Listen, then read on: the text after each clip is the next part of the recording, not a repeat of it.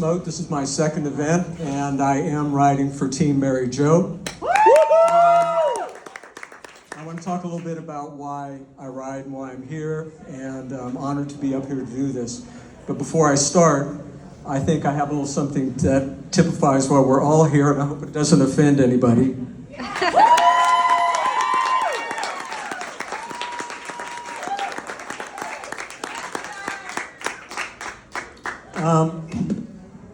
This is Mary Jo, and I think it's always nice to have a face with a name, because we have a lot of names out there that have faces that go with it.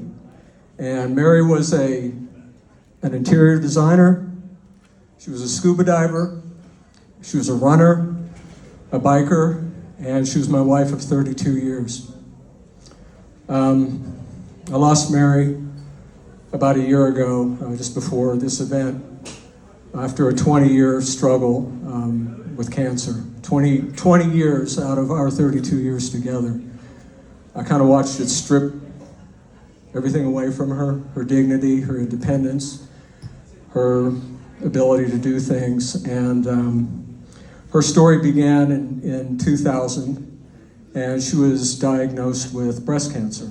And she had a lumpectomy, and she submitted to a clinical trial at that time, which is widely used now. It's where they inject a dye or a little radioactive thing that lights up underneath x-rays and shows specifically which lymph nodes are affected by that cancer. Used to be that they just tore everything out to, avoid the cancer spreading through the lymphatic system, but now we've been able to pinpoint specifically where they go, so they can go in there and do something about it without it becoming a much more tragic and hard surgery to get over. So 5 years later, Mary was diagnosed with melanoma. So she had the Mohs surgery, they did everything, and everything was fine, go live your best life, and we went and we did that. And then 2018, she was diagnosed with double lung cancer. And this is where the rare cancer thing comes into play, because she had tumors in both lungs, and both of the tumors were different from one another, and neither of them were recurrence of the breast cancer or the melanoma. So the protocol at that, and both of the tumors were inoperable, meaning that they couldn't go in and take them out, and they were in too sensitive areas to do radiation or anything like that on it. So for the first lung, the protocol was removing half of her lung, taking out the upper lobe. And then we went through that and we did that, and then her oncology team said we need to do the same thing to the other one. So Mary and I were both like, she said, I don't want to be walking around carrying an oxygen tank with me at not even 60 years old. So we sought out help from research hospitals. Research hospitals like Memorial Sloan Kettering is where the magic happens. They're working with all of the other research hospitals around the country to share with them new and upcoming protocols that aren't even available to surgeons, basically clinical trials and so forth. So we did join up with a research hospital, and they had an interesting way of, they took us on and they said, well, we can take care of this tumor without surgery. And it was with an experimental pinpoint radiation treatment where it specifically went after that tumor from different angles, and they killed it. They said, go out, go live your best life. And that was in 2020. 2021, Mary called me and from work, and she was talking complete gibberish to me. I couldn't understand a word she was saying. So I thought, you're having a stroke, something's going on, you're having an aneurysm. So I rushed home, I got to the hospital, they did a brain scan, and they found out that she had a mass on the right side of her brain.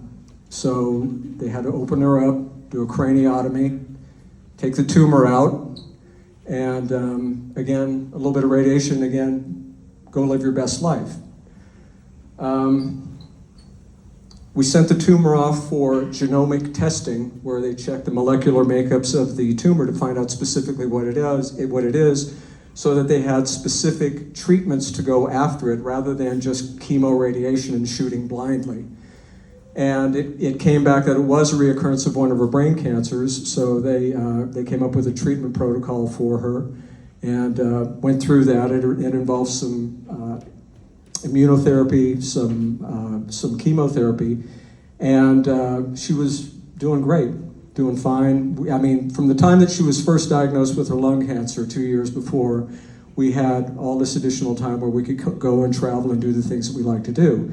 So she was recovering from the brain surgery and doing the chemo and radiation. And then last year, we found out that the cancer was back in her lungs. It was in her brain. It was in her bones. And it was at that point in time that we were told we don't recommend any further treatment because you're not going to be able to make it through it. So I was fortunate enough to have her at home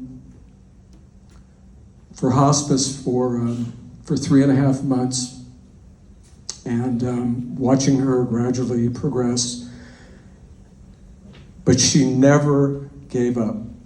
She never quit trying. She never complained, and I'm humbled by that after watching what she could do. And so I ride for her, and I also ride specifically for the research hospitals like Memorial Sloan Kettering that are doing miracles out there. They're coming up with the new treatment protocols to go after cancer and do something about it.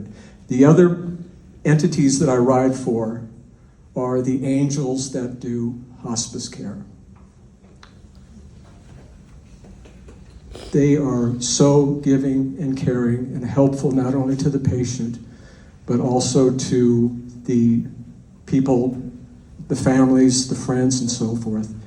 And they're kind of the unsung heroes, and they don't get a lot of props for what they do, but they're doing God's work.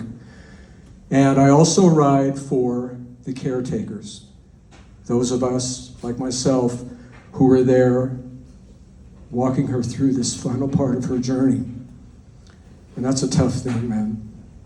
But I told her before she passed that I would do everything I could, no matter how big, how little I could, to do something to fight cancer. So I'm here with all of you guys to try and do that. And I thank you all for turning out and for all of the great money that you raised. And I thank Memorial Sloan Kettering and all of the others for the work that they do. And again, I'm honored to be up here to talk to y'all. Thank you.